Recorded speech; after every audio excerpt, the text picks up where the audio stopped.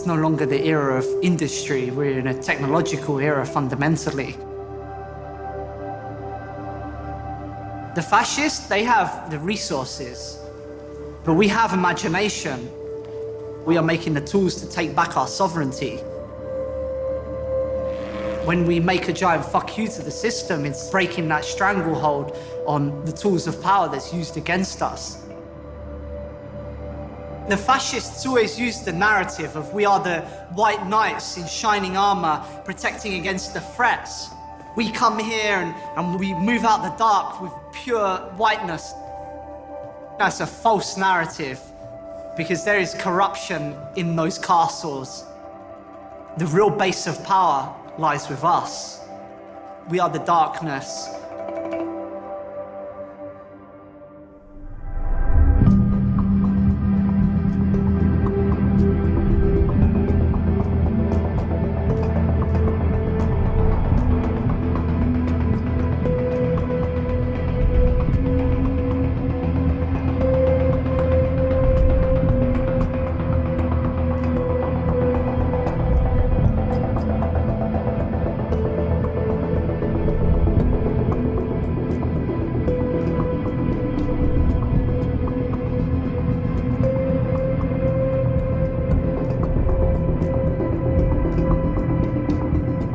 Trial which potentially could have very far-reaching implications has just started in New York City. The jury will decide a case that could impact the future of internet privacy. Thousands of drugs came through the black website called Silk Road. The government overstepped their boundaries to acquire the info they claim they have. This is not going away. This is going to be the biggest takedown of what is currently in existence.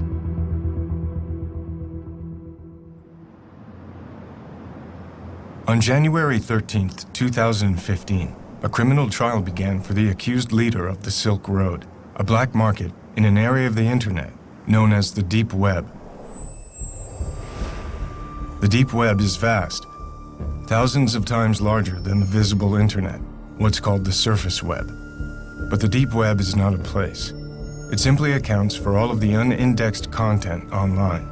Banking data, administrative code for governments, corporations, and universities. It's like looking under the hood of the internet.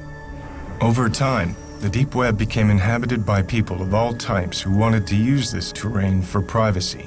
This hidden area of the Deep Web is called the Darknet, and it's accessible with a software service called Tor, originally developed by the US military and now open source and publicly funded. And while law enforcement and the media have painted a picture that Tor and the Darknet are nefarious tools for criminals, it's important to understand that they are largely used for good by government agencies, journalists, and dissidents around the world.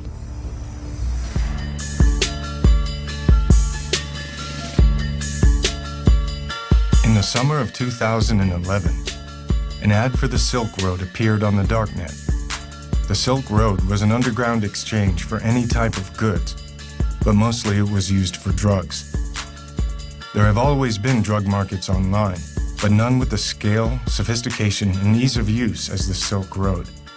It would not remain underground for long. Hundreds of thousands of users use the impossible-to-trace website which sells drugs, forged documents, and even hitmen. It's called the Silk Road. Just look at some of the 13,000 items offered through that underground site. Ultra-clean cocaine, clean and real LSD, high-grade MDMA, also known as Molly, all with fast and free shipping. It generated roughly $1.2 billion in sales, with nearly 960,000 users, both buyers and sellers, in the US and more than a dozen other countries worldwide. YouTube videos like this one with 15,000 views tell anyone how to download an untraceable technology known as Tor that pulls data from thousands of computers worldwide to create this wide open marketplace. This hidden internet is underpinned by a virtual currency called Bitcoin. Bitcoins offer anonymized transactions which can be almost impossible for the police to trace. Heroin, opium, cannabis, ecstasy, psychedelics, stimulants, opioids, and here they are, suboxycodone and all of those, codeine, black tar heroin. You name it, they have it. They're all listed in the light of day. Unbelievable. The Silk Road's success was largely due to an innovative combination of Tor and Bitcoin. Bitcoin is a technology that uses cryptographic code to create digital currency. The sender transmits their Bitcoin code through a ledger called the blockchain to arrive at the recipient. Bitcoin is not perfectly anonymous, but if used carefully, it facilitates online purchases without revealing identity. Bitcoin was an ideal currency for the Silk Road because it allows for anonymity and is outside the control of banks and governments.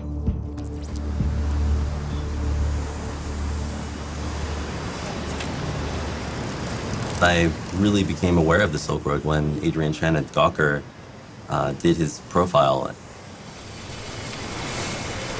I think in a way, that story, as much as it documented the Silk Road, it created the Silk Road too. I mean, it drove so many people to the site. I think it probably was an order of magnitude increase in users on the Silk Road.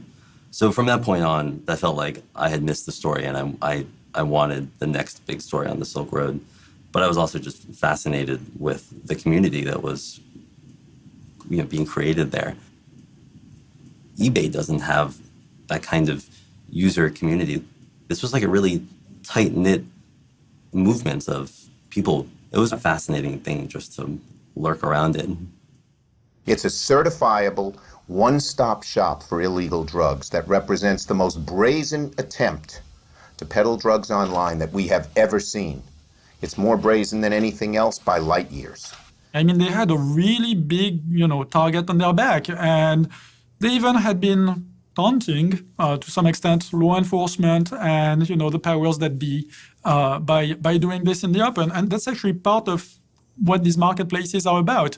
It's not so much about selling drugs as much as it is to make a political statement of sorts, right? This shouldn't be prohibited. We're free to do what we want, and we have the technology to do it, so there. The news around the Silk Road came almost entirely from law enforcement and government officials with little insight from those who were behind the market itself. So the core architects and vendors of the Silk Road were sought out. Using encryption keys to verify their identities and preserving their anonymity, this is the first time they have spoken publicly. The Silk Road forums were a better community than I've ever seen in real life. There were many threads that had great political and philosophical discussions. Sure, there were illegal things going on, but this was a real community of like-minded people. The Silk Road didn't appear to have a single leader. There were the regular posts from the system's administrator, but otherwise the service appeared to be primarily community-run. Then on February 5th, 2012, after a highly successful first year of business, the Silk Road administrator made an announcement. I need an identity separate from the site and the enterprise of which I am now only a part. I need a name. Drumroll, please. My new name is Dread Pirate Roberts. You're the Dread Pirate Roberts, admit it. With pride. The Dread Pirate Roberts was cribbed from the mythical character from the novel and film The Princess Bride, and the choice was no accident. In the original story by William Goldman, the Dread Pirate Roberts was a nom de guerre handed down from user to user and passed along eternally. The man I inherited from was not the real Dread Pirate Roberts either. The real Roberts has been retired 15 years, and I have been Roberts ever since. I shall retire and hand the name over to someone else. This Dread Pirate Roberts, or DPR, would come to spearhead the Silk Road forums and was generally assumed to be the creator and owner of the site. The Dread Pirate Roberts, to me, seemed to be kind of the most interesting figure in that whole world. On the Silk Road forums, he was constantly posting these manifestos and love letters to his users and libertarian philosophical treatises, and he even had like this Dread Pirate Roberts book club where he hosted discussions of Austrian economics and free market philosophy. At the same time, nobody knew who he was. He had never spoken to the press before. I approached him on the Silk Road forum mid-2012 and started kind of just like trying to persuade him to talk, chipping away at him and just bugging him constantly.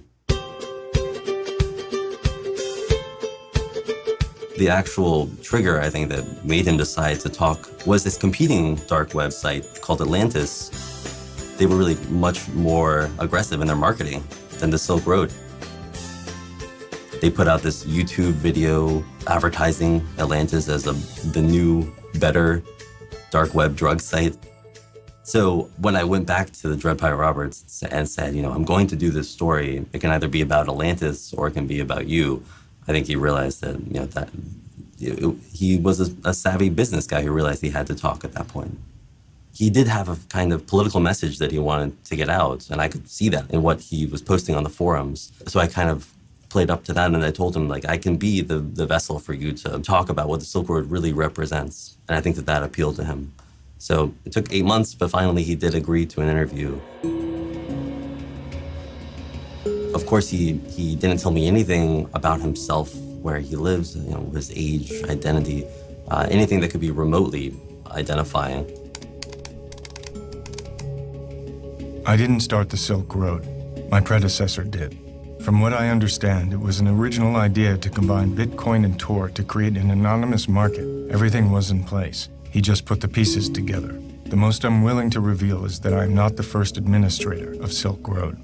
He was incredibly secretive, of course, about the inner workings of the Silk Road and, his own identity, of course. I mean, he was hunted by every law enforcement agency that you can imagine. The management of Silk Road is a collaborative effort. It's not just me making sure Silk Road runs smoothly. More often than not, the best ideas come from the community itself.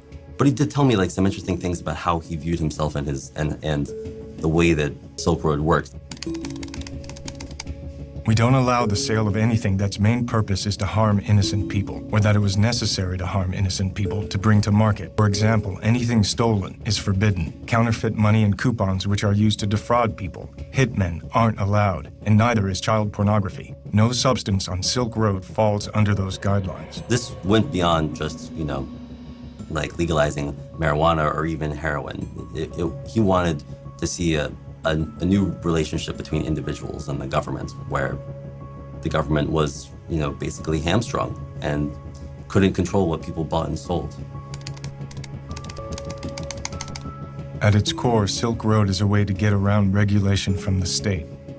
The state tries to control nearly every aspect of our lives, not just drug use. Any way they do that, there's an opportunity to live your life as you see fit, despite their efforts. I guess I shouldn't generally say this kind of thing, but I really liked the Dread Pirate Roberts that I interviewed. I thought he was, a really super interesting guy with a really coherent philosophy. He came across to me as this kind of middle-aged, wise man figure, But not everyone on Silk believed in libertarian philosophy. Bringing an end to the drug war was the agenda that truly united the community. The huge reason why DPR put the website up and allowed the market to begin with and took the risk was because there needed to be a violence reduction in purchasing drugs, because it's going to happen. And the reason it's going to happen is because of the war on drugs. The violence isn't just from the people buying and selling the drugs. The violence is from the police departments and the federal agents prosecuting this war.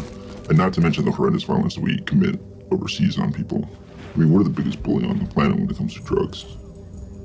The fact that more than 50% of this country has said, to the DEA, we don't want you prosecuting this war anymore. They need to demonize drugs. The war on drugs is, all about fear, uncertainty, and doubt. I could see that the Silk Road wasn't just another cyber criminal scheme. This was a guy who saw himself as the leader of a movement. One thing I've learned playing Dread Pirate Roberts is that your actions are sure to please some and infuriate others. But we can't stay silent forever. We have an important message, and the time is ripe for the world to hear it. What we're doing isn't about scoring drugs or sticking it to the man. It's about standing up for our rights as human beings and refusing to submit when we've done no wrong. Silk Road is a vehicle for that message. All else is secondary. The Silk Road functioned because the Dread Pirate Roberts was trusted. At any point, he could have shut down the Silk Road and run away with everyone's Bitcoins. We've seen that happen with a bunch of other dark web businesses, but he didn't. And I think people believed that he wouldn't because they felt that he was a true believer in this kind of radically libertarian, crypto-anarchic philosophy that, goes back to the cypherpunks of the 1990s. 25 years ago in the Bay Area, a burgeoning group of mathematicians, crypto-anarchists, and hackers began to meet in each other's homes. This tight-knit group came to be casually known as the cypherpunks. These original members were not socially motivated, but more concerned with the hard math of cryptographic technology and the broader philosophy of anonymity, individual liberty, and privacy. The government has this clear policy of access to all plain text, meaning whatever you're saying, they want access to. If it's stored on your hard disk, they want access to it. If it goes over the wire, they want access to it. If you are proxying speech for someone else, they want to know who it is. The cypherpunks were instrumental in the growing movement towards privacy and anonymity online, and they would pioneer the way into the hidden corners of the internet. Maybe the big turning point for the cypherpunks, I think, was WikiLeaks and Julian Assange and Jacob Appelbaum's idea of what it means to be a cypherpunk. You cannot trust a government to implement the policies that it says that it's implementing. And so we must provide the underlying tools, secret cryptographic codes that the government couldn't spy on to everyone, as a sort of use of force. In that a government, no matter how hard it tries, if the ciphers are good, cannot break into your communications directly. Force of authority is derived from violence. One must acknowledge with cryptography, no amount of violence will ever solve a math problem. Exactly. And this is the important key. It doesn't mean you can't be tortured. It doesn't mean that they can't try to bug your house or subvert it in some way, but it means if they find an encrypted message, it doesn't matter if they have the force of the authority behind everything that they do. They cannot solve that math problem. This movement is not about the destruction of law. It is about the construction of law. These are guys who want to create encryption tools that everybody can use. It's not just for the elite. It's trying to shift the way that the internet works to provide secrecy and anonymity and privacy to everyone. It's a much more populist movement. There is a community of people in the security and cryptography space who want to live in a world where the government cannot record their emails, cannot listen to their telephone calls, cannot see who they're spending time with, and they're trying to build tools. They're trying to build protocols and services that can facilitate that kind of anonymous and private exchange of information. I actually think this all comes down to wanting to live a free life and the recognition, which really predates all technology, that an observed life is not a completely free life, that a zone of privacy is just a core human value. And the technology, to me, is just an incarnation of those basic human values. And I think that the people who are trying to build currencies that are free of tracking and government control and technologies that let you have a private conversation and those kinds of things are just people who are seeing that the technology can both enable and disable that space. There are more cypherpunks than ever before. They want to entirely cripple the government's ability to enforce law. They want cryptography to make the rules instead of law enforcement. Cody Wilson is a crypto-anarchist best known for developing the Liberator, a 3D printable gun that was downloaded 100,000 times in 2 days.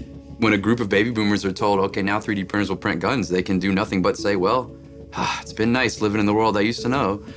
We want to question the very foundation, evacuate the very foundation that this order, moral, ethical, political, is founded. To see beyond good and evil and to allow something else to happen. This is where the figure of DPR is so interesting to me. Like, is he a liberal? Like, is he a Misesian like he says he is? Oh, he believes in libertarian market principles and, man against the state and all these principles of freedom and axioms of, or is he someone else like who I hope he is, or someone like I would try to hope to be, who was just looking for a way, a mechanism to help peek beyond good and evil a little bit? And is he more enthusiastic about what he's allowed to be opened up, the doors he's opening? Of course, there will be a dark side to the dark web. And if we want to enable this true crypto-anarchic future, anyone who's working on that, I think, has to reckon with the fact that they are going to be enabling really nasty things along with this kind of information freedom revolution that they're taking part in. By August of 2012, business was booming. The Silk Road had become a thriving, anonymous, and unregulated black market.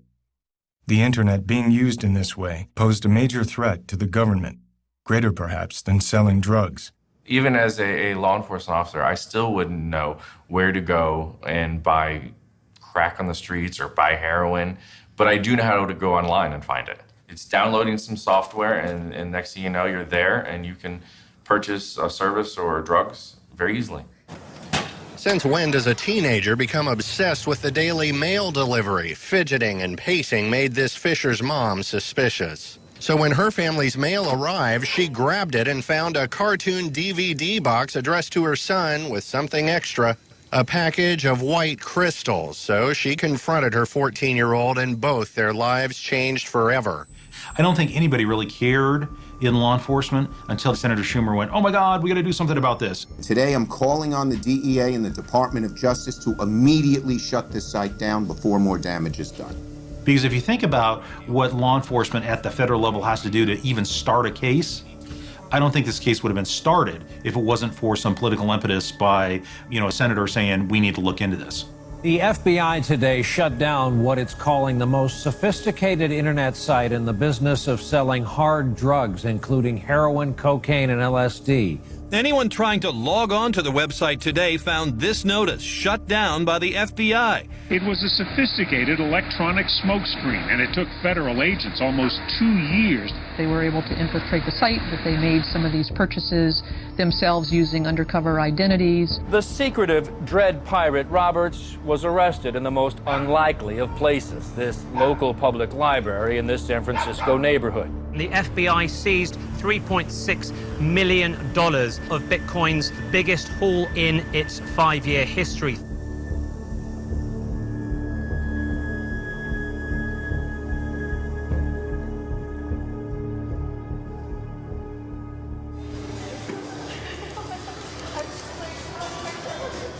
When the criminal complaint first appeared in October, it describes this 29-year-old kid named Ross Ulbricht.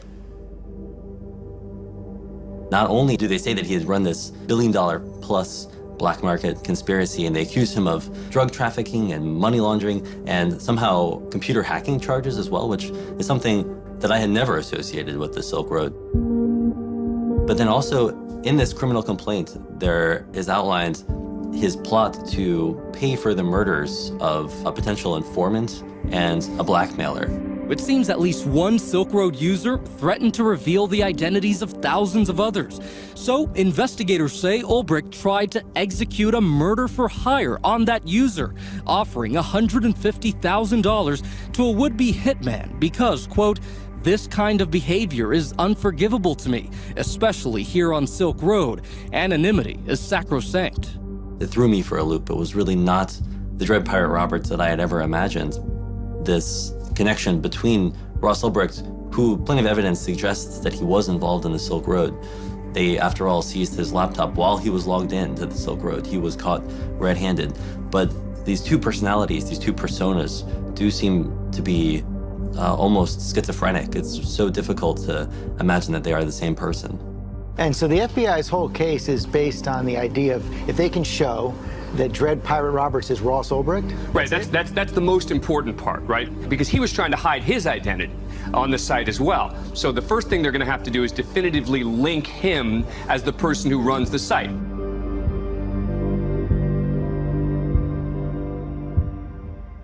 Oh man, it was yesterday, actually. I was on my computer and I was on Facebook, and there's this guy that I know, and he's very into like Bitcoin and cryptocurrencies and stuff like that. And he posts this article, and it says, Ross Ulbricht arrested. And I pull up Lynn's GChat, and I'm like, what is going on? Like, why am I looking at Ross's picture, about being arrested? What is this? She says, we don't even know. We're leaving Costa Rica right now. I mean, they were on their way, but blew my mind. I mean, totally blew my mind. Ross William Ulbricht grew up in a suburb of Austin, the only son of Kirk and Lynn, with an older sister named Callie. It's a loving, tight-knit, middle-class family. The Ulbrichts earn their income from properties they built and rent on the Costa Rican coast. Ross was an avid outdoorsman, an Eagle Scout like his father, and displayed an early aptitude for math. Ross earned a full scholarship to the University of Texas at Dallas, studying physics. He graduated in 2006 and then won another full scholarship to Penn State to pursue a master's in materials science and engineering. It was at Penn State that Ross began a deep interest in libertarianism, particularly the work of Ludwig von Mises and the Austrian School of Economics. Yet by 2009, having completed his master's, Ross seemed to be having a change of life plan, telling his mother he no longer had an interest in pursuing a career in science and instead wanted to become an entrepreneur. Ross moved back to Austin and opened his own used book company, Good Wagon, donating a portion of the proceeds to an inner-city youth program and to a prison literacy project. I remember him saying when we had coffee the last time we saw each other, I remember him saying that he wished he had joined a fraternity in college. And I remember saying, well, that's surprising. You know, I didn't really understand that perspective. And I just remember him thinking, well, he focused a lot on his studies in school and maybe didn't create the social network that he was looking for in school. But as far as where we saw each other going or where we saw ourselves going, I think we both had a strong desire to be in control of our destiny. You know, again, like when he started the book company, totally natural, not even something that I would have questioned, where there are a lot of people that would never start their own business. But for Ross, sure, you know, why not? But the business floundered, and Ross eventually shut it down. And if a post on his LinkedIn page was any indication, Ross had experienced a kind of epiphany on the next way forward. Albrecht wrote, "Now my goals have shifted. I want to use economic theory as a means to abolish the use of coercion and aggression amongst mankind. To that end, I am creating an economic simulation to give people a first-hand experience of what it would be like to live in a world without the systemic use of force." From this moment in late 2010, Ross became something of a free spirit, eventually leaving his parents' home in Austin to live with his sister Callie in Sydney, Australia, and then returning briefly to Austin. Throughout this period, as far as his family knew, Ross's means of employment was working on freelance projects in computer finance. I am Renee Pinnell, age 29. Today is December 6th, 2012, and we are in the Jewish Contemporary Art Museum, and relationship to partner is best friend. So Ross, how did you come to live in San Francisco? You twisted my arm until I said, fine, I'll come. I get a phone call from Renee. "Ross, call me up, I got an opportunity for you." I'm like, okay. And he's like, "Yeah, I'm doing this startup here in San Francisco. I want you to be a part of it." The more I thought about it and the more he laid out the pros and cons, the more it all just seemed like cosmic and the right thing to do. So, yeah, I bought my ticket, and 2 weeks later, I showed up at his doorstep. As Ross Albrecht was making his way from Australia to Austin, and eventually to San Francisco, the Silk Road was online and growing steadily. So naturally, it sparked the attention of federal law enforcement, and specifically the wing of the DHS, called Homeland Security Investigations, housed in the old Customs House in Baltimore, Maryland. You have postal inspectors in Seattle and Customs and Border Protection intercepting mail shipments coming from overseas, full of drugs, full of currency. And one thing that happens is they all lead back to the Silk Road. And you have a number of independent investigations sort of cropping up around the same time frame, following different leads, but all leading back to the same place. At the same time, the New York Cybercrime Division of the FBI began their own investigation, headed by Agent Chris Tarbell. And there were people essentially online 24/7 as part of the team that was monitoring and gathering even just a little bits of evidence. Informants were activated. The site was crawling with law enforcement posing as vendors and buyers from the very beginning of Silk Road's existence. In early 2012, HSI partnered with Tarbell's FBI investigators as well as the DEA to mount an undercover operation called Marco Polo with the intention of penetrating the inner sanctum of the Silk Road. I had a package seized from China in January 2012 and thought nothing of it. I kept business as usual, which was a stupid move. Fast forward to June 28, 2012, I was raided by ATF, DEA, Secret Service, local police department, and even a postal inspector. I was not detained. Rather, I was held in a van outside for what they call investigative detention. They kept me out of jail. I was never booked or charged because my seized computers were more useful to them if I was not behind bars. I'm also assuming they did this with a number of Silk Road vendors to get a sort of organized crime ring of their own. The operation gained traction when an undercover agent using the vendor name of Knob was allegedly able to establish direct communication with the Dread Pirate Roberts, which would lead to a shocking turn of events.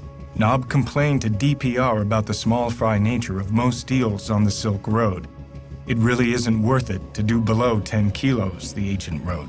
DPR offered to help find a buyer for Knob and allegedly turned to one of his most trusted partners, known only as Chronic Pain, to put the deal together. Chronic Pain had been one of the core administrators of the Silk Road from the beginning, a frequent contributor to the forums who shared the Silk Road vision for reducing harm in the drug trade. But these halcyon days were about to end. In order to facilitate this drug deal, Chronic Pain gave the informant his home address. Federal agents immediately apprehended Chronic Pain at his Salt Lake City home and were surprised to discover that this 47-year-old family man named Curtis Clark Green was a darknet criminal. At some point, they're going to catch one of those people. And what do you do in a typical drug case? You roll that person over as a cooperating witness. And in this case, one of them, they got really lucky. And he was an administrator on the system. Green had access to other Silk Road's users' accounts and financial records, including Dread Pirate Roberts. I have to assume he will sing, DPR wrote to Knob, the undercover agent. I'd like him beat up. Then the next day he allegedly wrote, "Can you change the order to execute rather than torture?" A murder was staged, and a photograph of Green's bloody body was sent to DPR, who paid for the hit in Bitcoin. There would be 5 more alleged murders for hire, including ordered hits against a blackmailer, a scammer, and an apparent contract with the Hells Angels. The names of 2 of these victims were found to be fictitious, and authorities have no evidence of any murders being carried out. The alleged attempted murder of Curtis Green allowed the authorities to obtain an indictment against Dread Pirate Roberts, charging him with drug offenses, attempted witness murder, and murder for hire. Of course, they still had no idea who the Dread Pirate Roberts actually was. So the embedded agents continued to communicate with DPR, and DPR continued to respond. In June of 2013, Ross moved into an apartment that he found on Craigslist.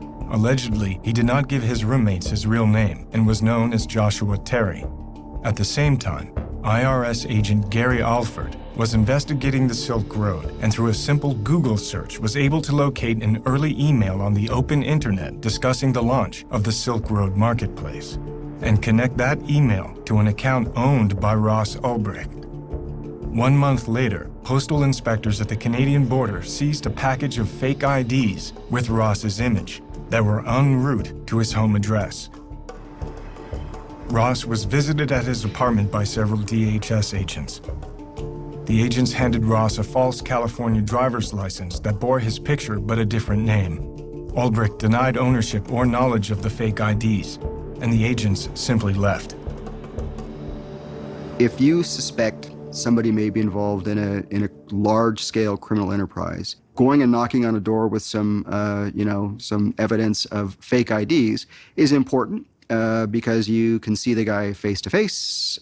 You may get some useful information out of an interview. You may or may not want to take him into custody on the spot.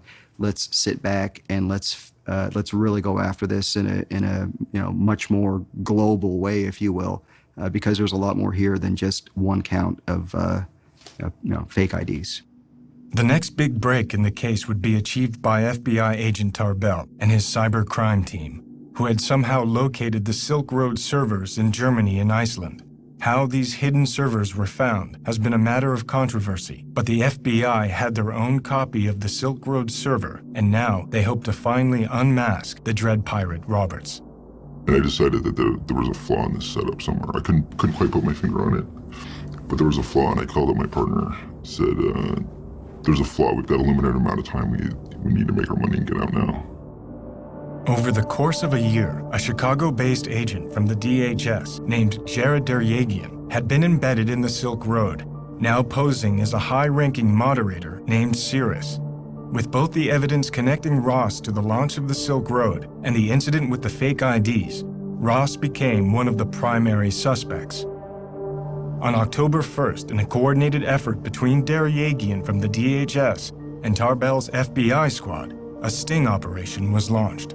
According to Deryagian's testimony, he staked out Ross's new residence, and using his pseudonym of Cirrus, Deryagian initiated a conversation on the Silk Road with DPR. Moments later, Ross went to the Glen Park Library, apparently to use their Wi-Fi, and when Deryagian saw that DPR was logged back into the Silk Road, he gave the order for Tarbell and his squad to move in.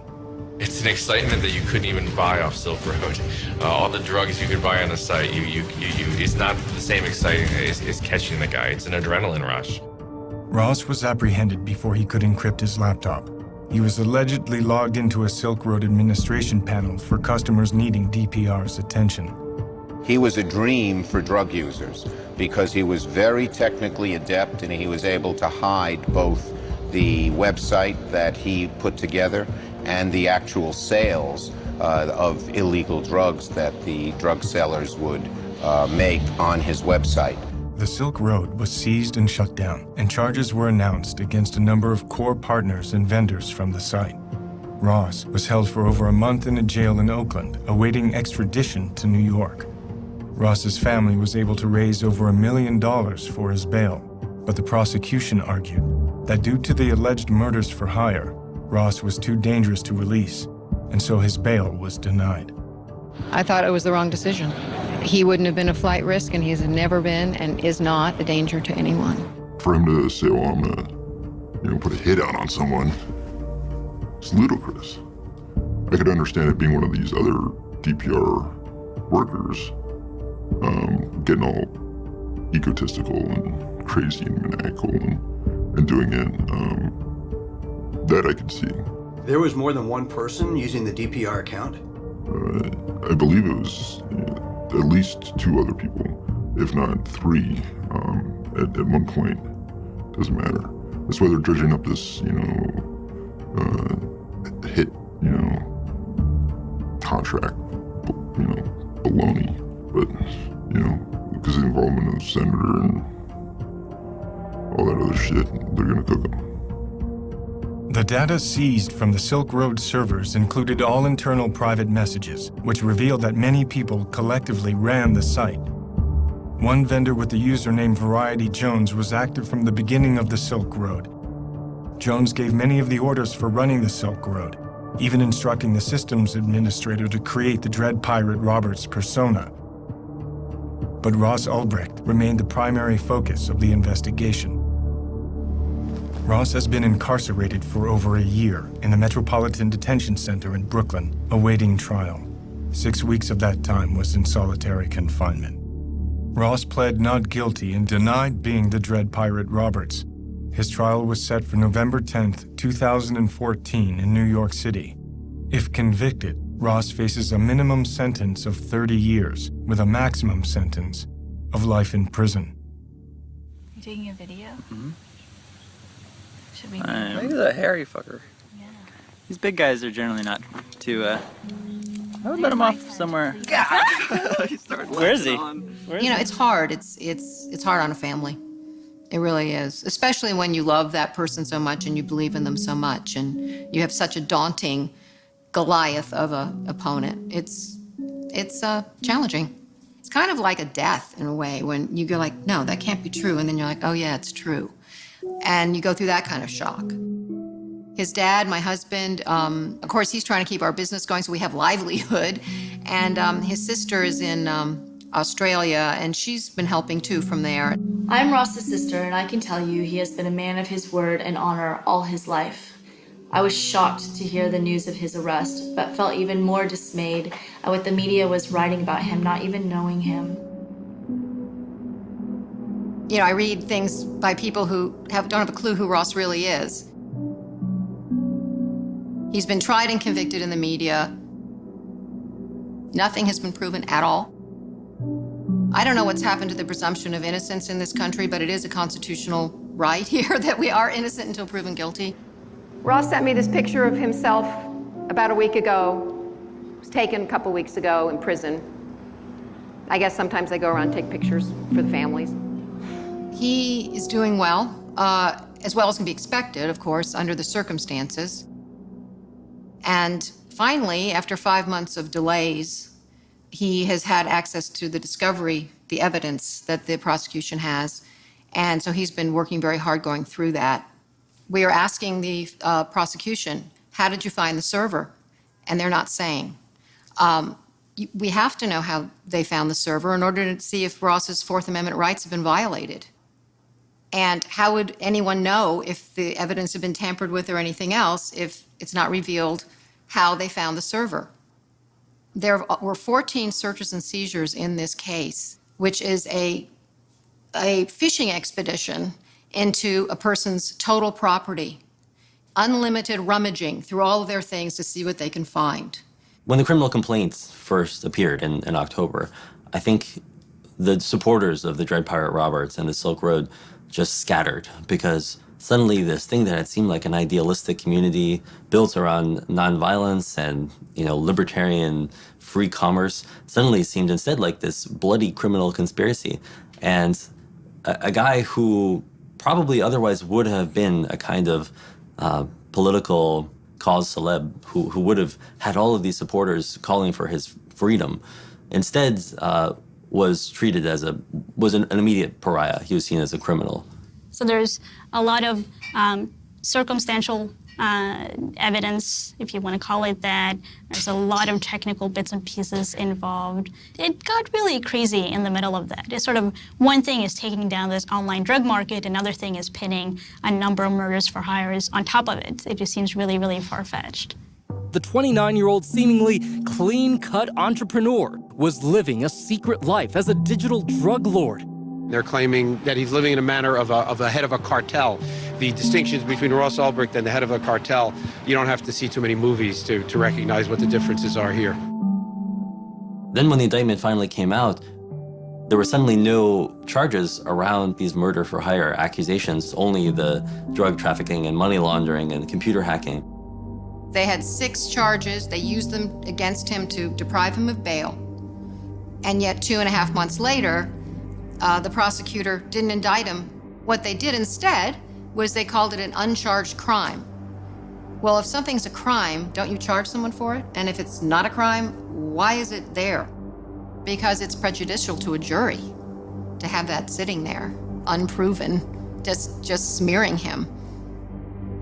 The portrayal they want is of someone who they can present to a jury as not having redeeming value. It's a way of poisoning the atmosphere so that the jury doesn't focus on the allegations, but focuses on this atmospheric that the government has created that in some sense is a diversion, appealing to the emotional aspect of it, so that if the proof is weak, the benefit of the doubt doesn't go to the defendant where it belongs under the presumption of innocence, but it goes to the government because, hey, there are these awful things lurking out there which aren't part of what we're supposed to find. The government doesn't have to prove them beyond a reasonable doubt, but they've injected them in the case in a way that is toxic to a impartial evaluation of what the evidence is on the charged crimes. So people come in with a preconceived notion, and that's halfway there to guilt. Previously, the murder for hire was in there as a charge, and then it was dropped. But it's not gone away. It's included as what they call an overt act in the conspiracy and to sell drugs. And so they actually made it one of the things to support the larger drug conspiracy, to either get at trial or get him to plead. It seemed like this bait and switch that the government had accused him in this almost informal way of murder, so that when he was charged with these nonviolent crimes in the end, he would still be seen as a violent criminal. I think that has really been effective in coloring the portrait of Ross Ulbricht. Ever since Ross's arrest, he and his best friend Renee Pinnell have remained in regular contact. Renee declined to give substantive interviews to the press for fear they would be used against Ross in court, but agreed to answer questions via email.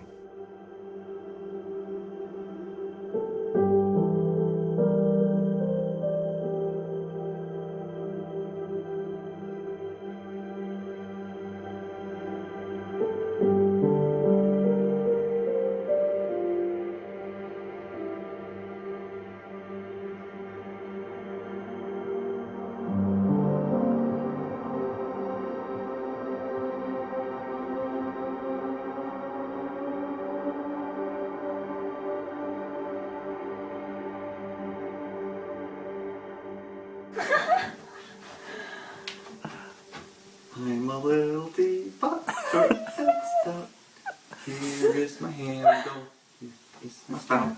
When I get lost, hear me shout. Tip me over and pour me out. Yay!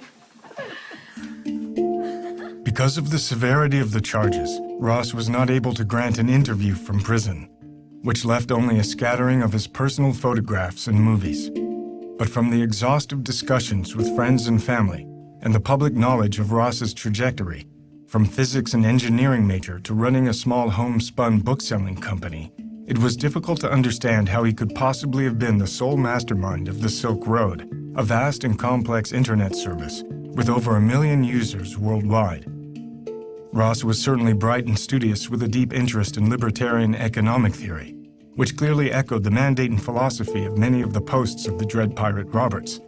But he had no experience whatsoever in computer coding or scaling large internet companies. So how did Ross connect to what little is truly known about the Dread Pirate Roberts? DPR was motivated by a pacifistic philosophy and an agenda of creating victimless exchange and reduced harm in the drug trade. This ethos would be embraced by the chief architects and vendors of the Silk Road and reverberate through the entire community.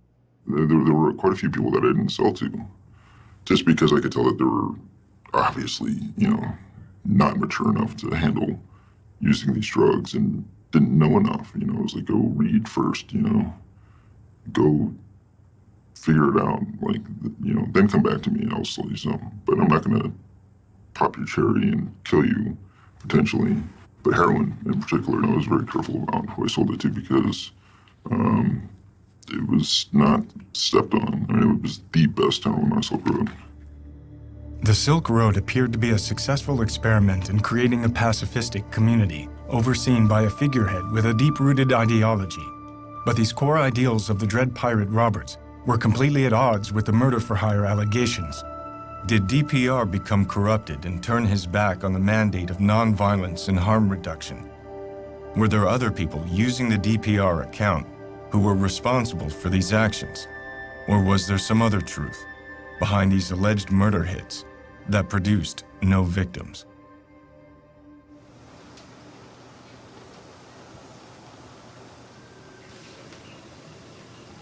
We don't know the first piece of evidence that led the feds down this chain of investigation to the San Francisco library where Ross Ulbricht was arrested. All we know is that at some point they located the Silk Road servers in a data center in Iceland and imaged them. They copied all the data off of them and seized them. But we don't know how they found those servers. The whole idea of the Silk Road was that it ran as a Tor hidden service, which means that Tor protected its physical location and made it very difficult to locate the computers that ran it. So the mystery of how the FBI or the DEA or possibly the NSA located those servers is still unsolved. And in fact, hasn't been mentioned in any of the legal documents surrounding Ross Ulbricht's trial. I think his defense has seized on this as something that the government doesn't want to talk about.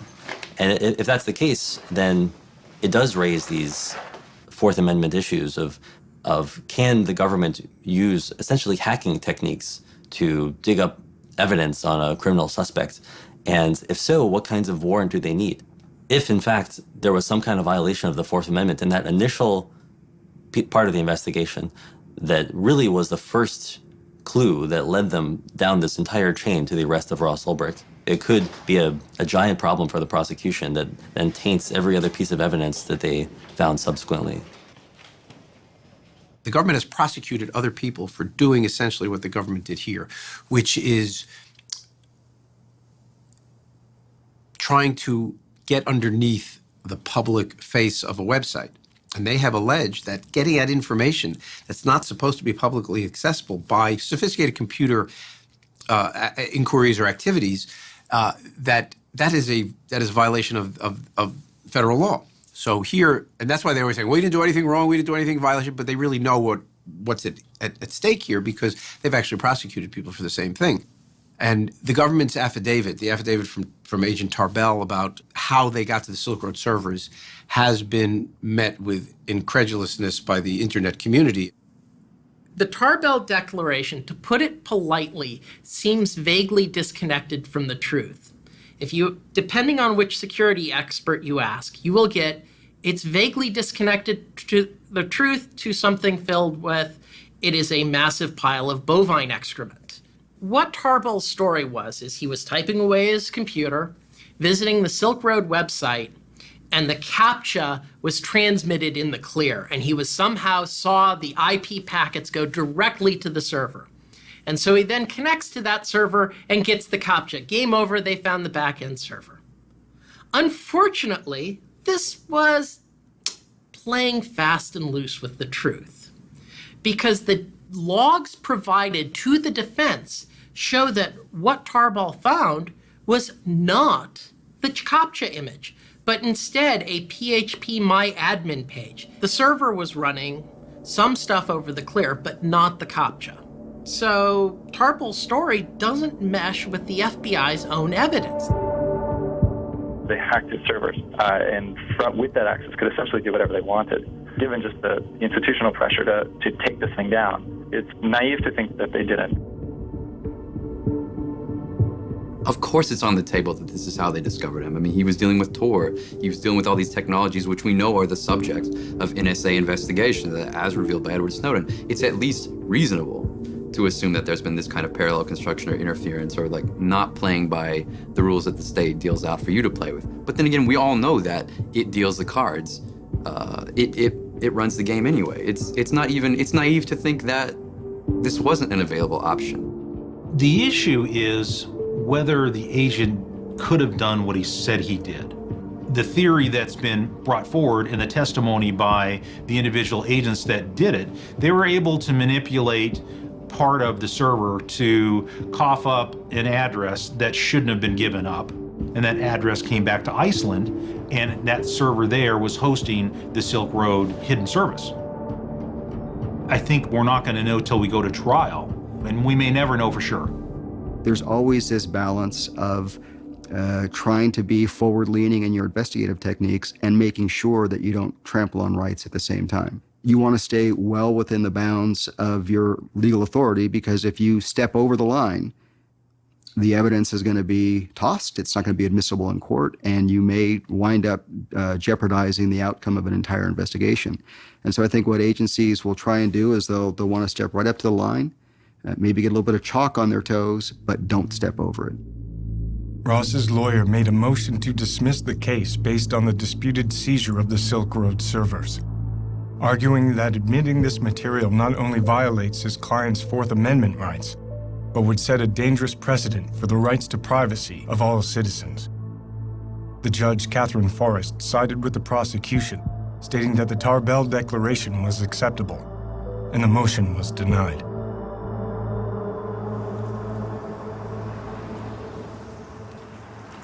Search and seizure law in the digital age is really doesn't have the limitations on it that it does in the physical space. And we see it not only in the search and seizure laws, like what is the standard upon which they can come and grab your computer? What kind of searches can they do on your computer once they have it? Do they just get everything? We see this at the border, or we see this at search incident to arrest. People now carry around smartphones that have their whole lives in them. And if they get stopped, law enforcement is certainly right now in a lot of places taking the position that absolutely anything that's connected that's on that device, including logging into your accounts that you can log into from that device, is fair game.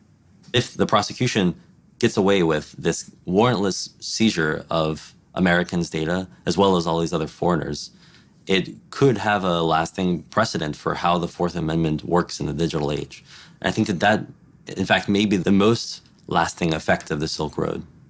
Generally, what happens in the criminal law field is that there's some case of major proportion that is used as a means of changing rules or expanding exceptions to constitutional protections. And once it's there, once the precedent is set, it then trickles down very quickly and very easily into all sorts of ordinary cases where, the ends justify the means. Then all of a sudden, it's now spread. The average citizen may say, well, why is this important to me? Why do I care? I'm not buying drugs on the network. Nobody I know is buying drugs on the network. But it's not just about that. We're a democracy. And informed citizens understand they have a right to privacy and that the Fourth Amendment protects against unreasonable searches and seizures. Information has to be encrypted. And that goes from a large corporation down to an individual. And so for those who are arguing that information should not be encrypted, certainly that makes it easier for law enforcement to combat, but it also makes it easier for the cyber criminals to attack. It makes total sense that criminals are among the early wave, along with the sort of paranoid people, of these new tools and services. But that doesn't mean that they're the only people using these services. There are a hell of a lot of journalists that I know and regularly communicate with now over Tor. But, for the people who oppose this technology, who see it as a threat, the fact that criminals use it is a great way to demonize it. I definitely do believe that there are people in the U.S. that don't think that the government is doing anything wrong. It's not necessarily something that you're concerned with or that you care too much about or that you're really passionate about until you're standing right in the middle of it. And it's something far more dangerous than any website could ever be, is what our government has become and how they operate. This goes back to that question of the government kind of trying to treat the internet differently without following the same kind of judicial processes. Well, the Supreme Court has proven that they do not agree. Recently with Riley versus California with an illegal search of a cell phone. Precedent can be set that will limit their ability to infringe on our rights. Someone asked how her political views have shifted. Because suddenly she's standing right in the middle of Tor, Bitcoin, the war on drugs, online anonymity, encryption. And she's had to learn a lot of different things, and also just not only just the whole legal system, but everything around the technology and the case. After over a year in prison, Ross delayed the trial 2 months, stating that important discovery evidence he needed to examine had only just been delivered to him by the prosecution. The FBI shut down what it calls the most sophisticated and extensive criminal marketplace on the internet, but it may be finding new life. The arrest of Ross Ulbricht and closure of the Silk Road did nothing to hamper drug sales on the darknet. Many new markets immediately appeared, including a relaunch of the Silk Road itself, also run by someone calling themselves the Dread Pirate Roberts. And like its predecessor, the Second Silk Road also claimed a mandate of reducing violence and harm in drug transactions. The Dread Pirate tweets, "Silk Road, while under my watch, will never harm a soul. If we did, then we are no better than the thugs on the street." The new Dread Pirate Roberts told me that he knows he can't be around forever, and when he's gone, he's confident someone else will step up and fill the void. You could take down the man, but you can't take down the idea. By this time, statistics appeared claiming the first Silk Road had succeeded in its mission of reducing violence in the drug trade.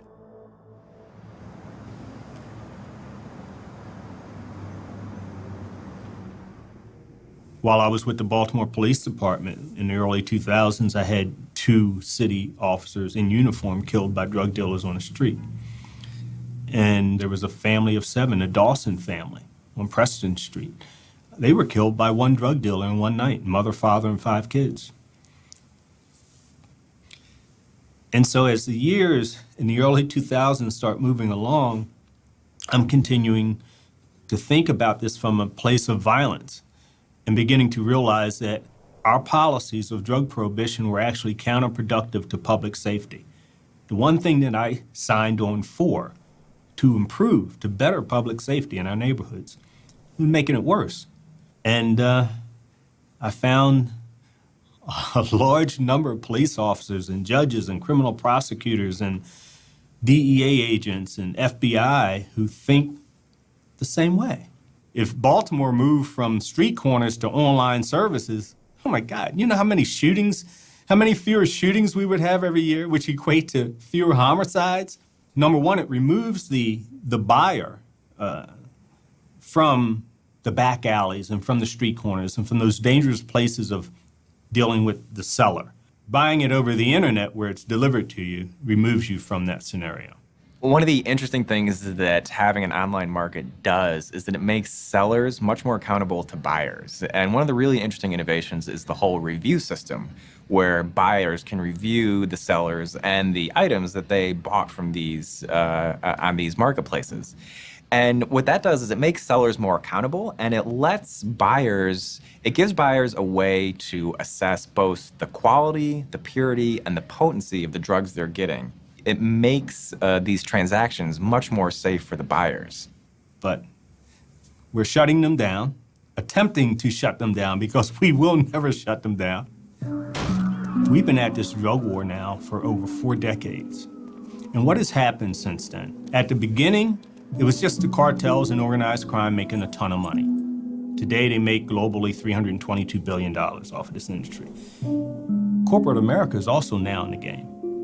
Private prisons, okay, Corrections Corporation of America. About a year ago, they gave out $675 million in dividends to their shareholders.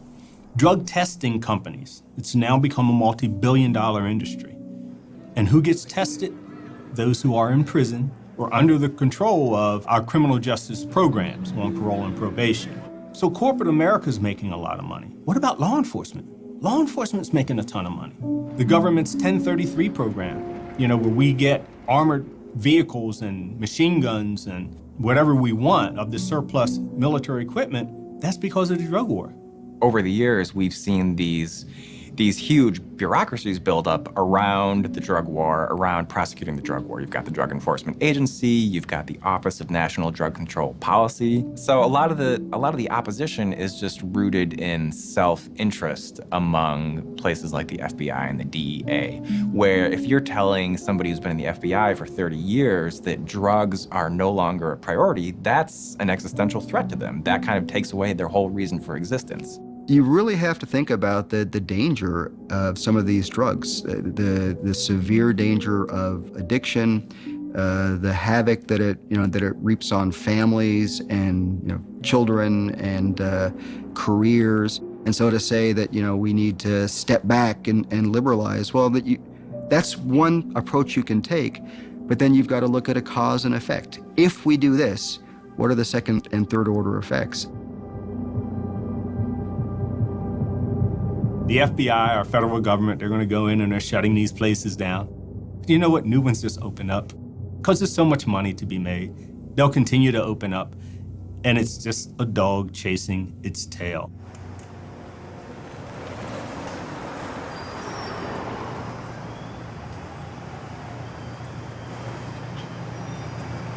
We're a team, and we've been working on this thing together right from the start. The way it's affected me is in some ways very much the same as affects Lynn, but I don't have to go out there and talk to reporters. And we kind of set it up that way. It's hard enough having your loved one in prison, but then the whole media thing it definitely adds a pressure. I've known for a long time that the media wasn't reporting the whole story, that it was skewed. I see what Lynn and I are doing as a pushback to that. Ross has been in there a year, and he's avoided all violence, even though it's been around him. That has matured him for sure. The fact that he's come out of this unscathed so far speaks volumes. He seems serious. You know, there's a lot at stake. He's feeling good that we got the extension. He had this mountain of stuff to go through, and I felt like it was running out the clock. And now they had that extra 2 months has been essential, is the word he used. And so I think he feels that, you know, he's much more prepared and ready. Yeah, he says he's ready for trial. He's ready to go in there and win. I have also matured in this last year, matured in my thinking about ethics, politics. When I became more and more aware of what the drug war was doing, the tragedy, so many people have been victimized by the drug war. It's a giant mess, and it's a story that needs telling. And we've got a pulpit, in a way, to tell it from. It's so weird to be doing all this, and it's distracting, and it's challenging, and you want to do the right thing, and then it's all about Ross, and then we go and we see him and hug him and talk to him and hold his hand, and it's just like, Ross. You know, it's such a disconnect, and it's just so hard to see him in there.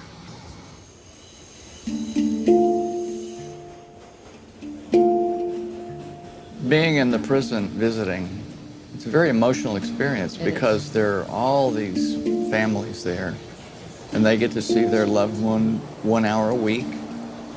And so they're soaking each other up, and you're in a room of 150 people sitting side by side, tight packed, and there's just all this emotion saturating the atmosphere.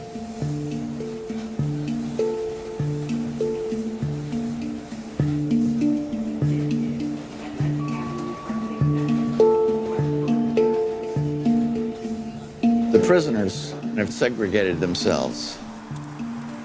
But as loved ones coming to visit, there's no sense of segregation, race at all.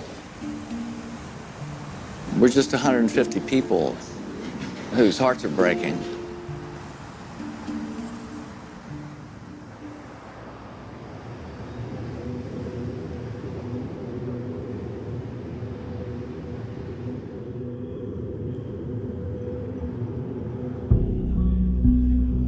Of all the Snowden disclosures that have come out to date, the one that will have the greatest long-term impact is the revelation that the NSA has been subverting cryptographic standards and making the internet less secure. That disclosure, those articles, have radicalized a new generation of cryptographers, a new generation of computer scientists who are now intent upon building tools and services that can withstand pervasive government surveillance. DCR Wireless from Barclays Bank. They like Bitcoin, so they're supporting our work. They're providing us with free Wi-Fi from the bank. In the fall of 2014, as Ross was preparing for his trial, a group of hackers, programmers, and activists met in a squat in the center of London.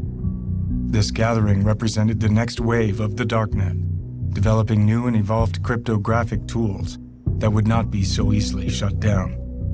Open source is incredibly powerful. Open source is responsible for WikiLeaks, Wikipedia, Linux, which runs all of our infrastructure, for Firefox, for BitTorrent, for Bitcoin, for all of these, for encryption, for all of these real uses of tech, not the yuppie Angry Birds or silly apps that these people make, you know?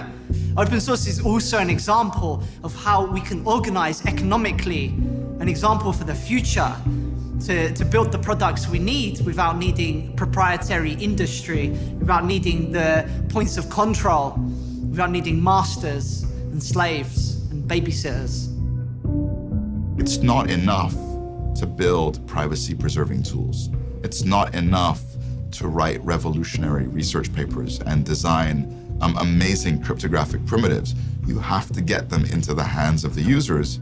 And I think in the future, what you'll find is that tools like Tor, tools like OTR, like PGP, like Bitcoin, will be built into the services and applications that you use, and you won't know they're there. We want to empower the individual, protect the small guy. We have a mistrust of central authority. We believe in freedom of information. First of all, we had the centralized drug marketplace, Silk Road. The governments went and shut that down, and then upsprouted dozens of different centralized drug markets. And in a game of whack-a-mole, they shut down one and now there's dozens. And now we're entering the realm of decentralized drug markets with no central operator, no central point of control. What are they gonna do? They're gonna continue to do these kinds of things. And even if it's a distributed network, peer-to-peer is worked continuously by the state and local law enforcement agencies, and they arrest people every week. On November 6, 2014, law enforcement agencies around the world launched a coordinated effort called Operation Onimus, seizing hundreds of darknet sites, including the relaunch of the Silk Road. Bruce Schneier, the cryptographer, once said to me, in this cat and mouse game, the mice will win in the end, but the cats will be well fed. And I think that that's the way to see it, that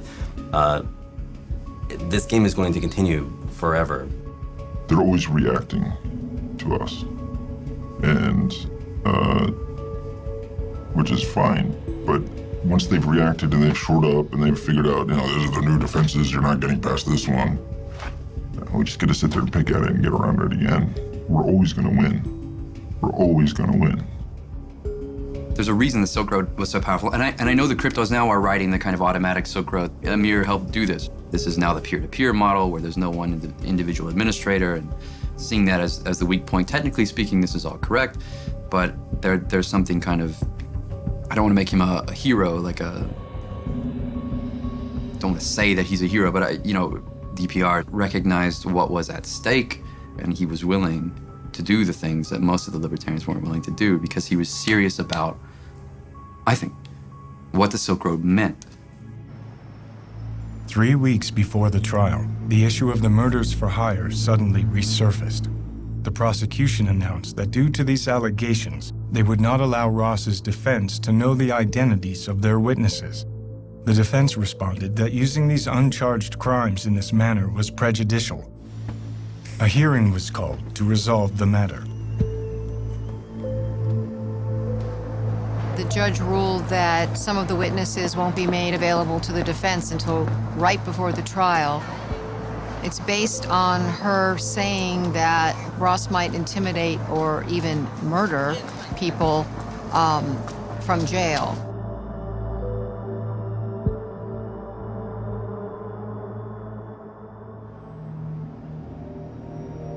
When all this first happened, I said, well, it would still have been necessary to say that, well, this man's a murderer and he was only out for his own gain, and he had casual, what do you call it, a callous disregard for human life. It's necessary to paint a figure that way rather than to make him, a martyr of the war on drugs. I think that's just good planning. I think it's going to be difficult to have a fair trial. If you are innocent until proven guilty, then with all the evidence and all the stories that have been written, I think it's going to be really difficult to find people who are not influenced by any of this at all going into it.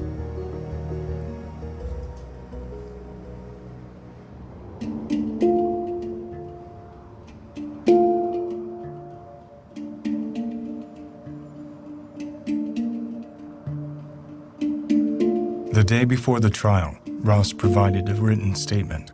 It was the closest anyone would get to an actual interview.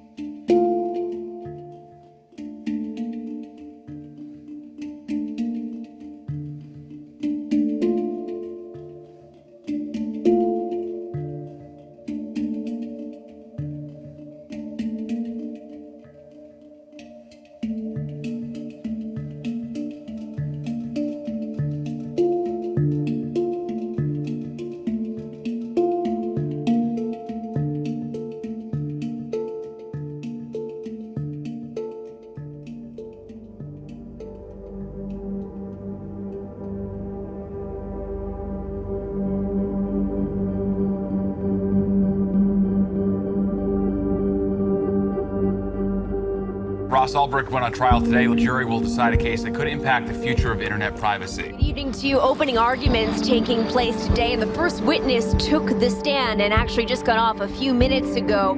A Homeland Security investigation special agent who testified saying thousands of envelopes of drugs actually... I think everyone was surprised that Ross Ulbricht and his lawyers took this to trial in the first place instead of just taking a plea deal like pretty much everyone expected.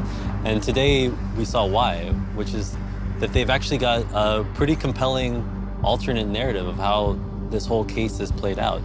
The story that Dratel is telling, that Ross did create the Silk Road, which is an amazing admission to begin with, and that the real operator of the Silk Road, the Dread Pirate Roberts, framed him.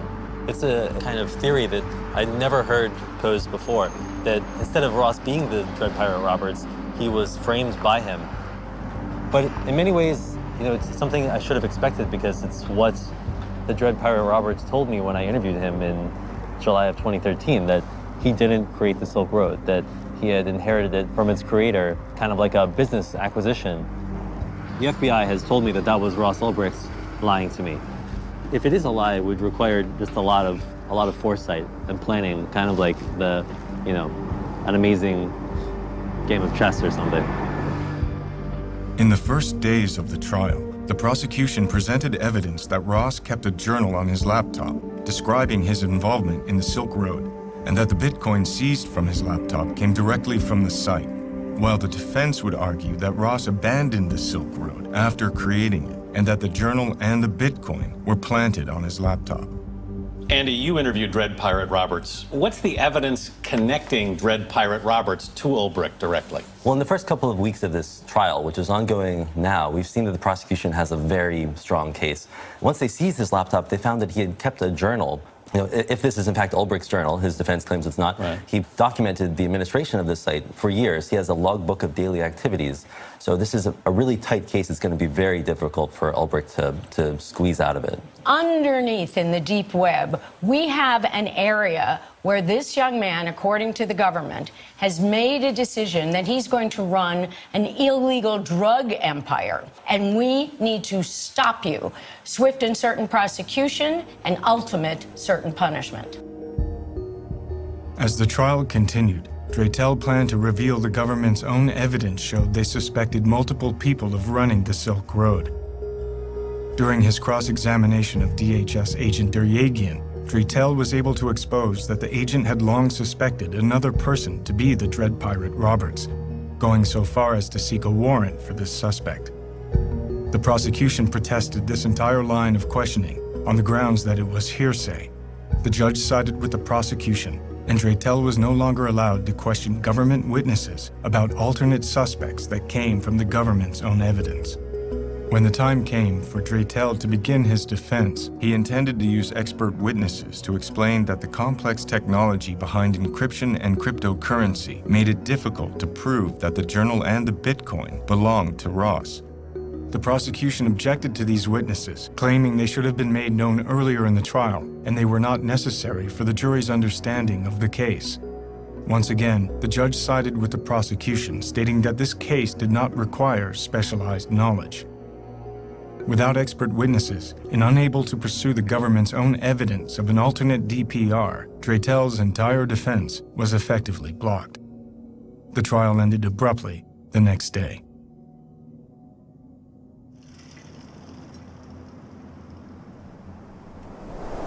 The trial of Ross Ulbricht raised more questions than it answered. Did we really know the full truth of the Silk Road case? Would this case set a precedent for the warrantless search of Americans' digital property? Whatever the ultimate outcome, it was clear that the fall of the Silk Road was not the end of a chapter, but the beginning. And the movement to create tools and services for online privacy is stronger than ever. The trial of Silk Road mastermind Ross Ulbricht concluded when the jury found him guilty on 7 different counts. It included 3 drug charges, as well as computer hacking, money laundering, and even a kingpin charge of continuing a criminal enterprise. Ulbricht faces a minimum of 30 years behind bars, but his defense plans to appeal this decision. Anyone here, all of us, are going to be judged by things for which there is no attribution in real life. There's only attribution on the internet where things can be created, modified, edited, moved, hacked. Was it a fair trial? No, I don't think so.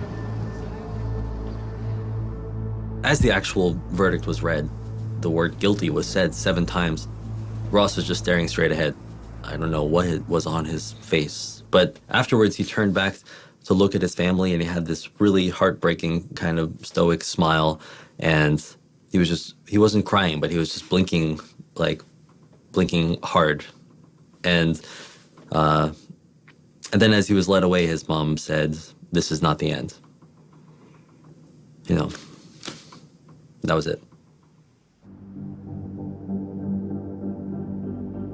The evidence against Ulbricht was so powerful, and Dre Tell's strategy had been to try to cross-examine every government witness and to pull out his alternative story through that cross-examination. And when the judge essentially shut that down and said, you have to limit your cross-examination to the scope of the government's initial questioning, that really prevented him from telling any other story. We have a much more informed perspective than the rest of the world. We have meetings that we've had with Josh through the last year and 3 months, regular meetings. We know about how he felt like he might win the case in cross-examination. We know that the government, that his witnesses were blocked from testifying. We were in the courtroom and we saw what happened and the travesty, the appalling obstruction of justice that happened. There was 5,000 pages of government evidence to do with one witness alone, Jared Yegan. None of that was allowed. 5,000 pages, and it was dumped on the defense 10 days before trial. Another 2,500 pages for other witnesses was dumped on the defense a week before trial. And it was full of exculpatory evidence favorable to Ross that was not permitted to be used. All this great, huge field of evidence that came out in the 3,500 material a week before trial that was that would help prove Ross's innocence was excluded from being brought out in the courtroom. It would have been a whole different case. This was the trial that didn't happen. The trial just didn't happen because it was only the prosecution's narrative that we heard. So then what about the hacking of the Silk Road servers? What about the precedent issues of the case? We didn't get that far. You know, we didn't get to even have that kind of public hearing where the FBI has to say how they did it, and then we get to decide whether that was legal or illegal. That's maybe the most frustrating thing about this case from a legal point of view, is that American law enforcement hacked a foreign server, I believe, and they didn't have a warrant, and they completely got away with it, and nobody even gets to ask any questions about it. How's Ross through all of this? He's an amazing guy. You know, he's handling this so much better than I would have. I don't know how I could have taken what he's put up with and been subjected to in this last year and 3 months. And we pray that his spirit won't be crushed by this. It seems that Ross conceived of the Silk Road, that he ran it for its entire existence online. I actually accept that the government has proven that. But Ross Ulbricht is a fascinating character. He invented this brilliant thing. He had principles. He wasn't just a cybercriminal. He wasn't just a drug lord or a kingpin, as he's described in these charges. He was also an idealistic guy. And I'm going to be conflicted about both the kind of virtue of the Silk Road and of Ross Ulbricht as a person, I think, for the rest of my life. I'm not going to be able to come to a conclusion about this.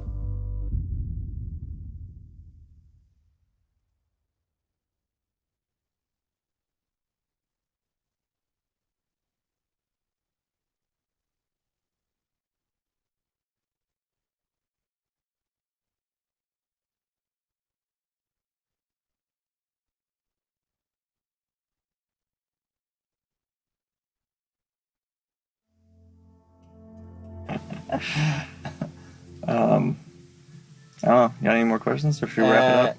Yeah, future outlook. What are you going to do over the next 5 years. Like one sentence. I'm gonna